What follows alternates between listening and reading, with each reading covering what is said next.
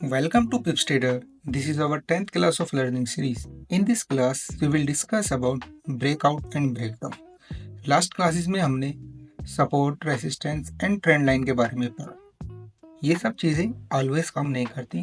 कभी सपोर्ट से प्राइस और डाउन चला जाता है, कभी रेसिस्टेंस से प्राइस अप चला जाता है, कभी ट्रेंड लाइन ब्रेक करके रिवर्सल दे देती है। आओ उनके बारे में देखें।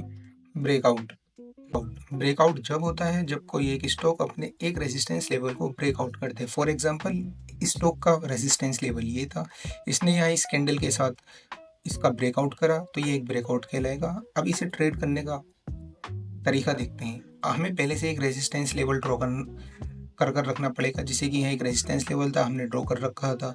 अब यहाँ जब प्राइस आया तो इसने एक स्टॉक कैंडल के साथ इसे ब्रेकआउट दिया, तो हम यहाँ ट्रेड लेते हैं अप डायरेक्शन में। यहाँ स्टॉप लॉस रखेंगे, अप का टारगेट रखेंगे। आओ उसके और एग्जांपल देखते हैं। ये अपना एक रेजिस्टेंस लेवल है।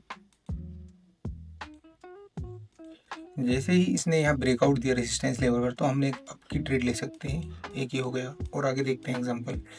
एक ये अपना रेजिस्टेंस लेवल था, इसने यहाँ ब्रेकआउट दिया, यहाँ से मूव दिया, तो ऐसे ही हम ब्रेकआउट पर ट्रेड ले सकते हैं। यहाँ एंट्री लेंगे, यहाँ स्टॉप लॉस लेंगे, अपर का टारगेट रखेंगे। अब आओ ब्रेकडाउन देखते हैं।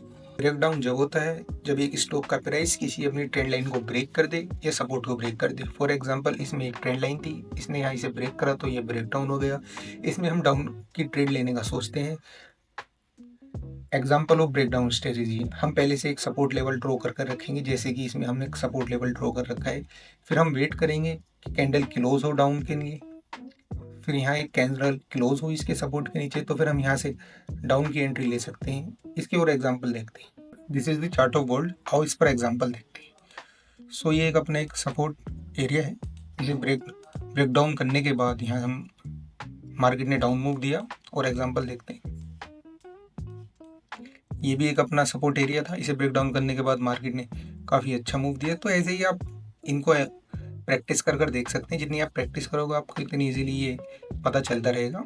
एट द एंड में यही कहना चाहूँगा, breakouts are like doors to opportunity but only if volume unlocks them. अगर आपके पास कोई सपोर्ट या रेजिस्टेंस ब्रेकआउट होता है एक अच्छी वॉल्यूम कैंडल के साथ, तो आपके लिए अपॉर्चुनिटी हो सकती है ट्रेड लेने की। Thank you. If you want the PDF note of this class, video की डिस्क्रिप्शन में टेलीग्राम चैनल है, वहाँ PDF अपलोडेड है। मिलते हैं नेक्स्ट क्लास में।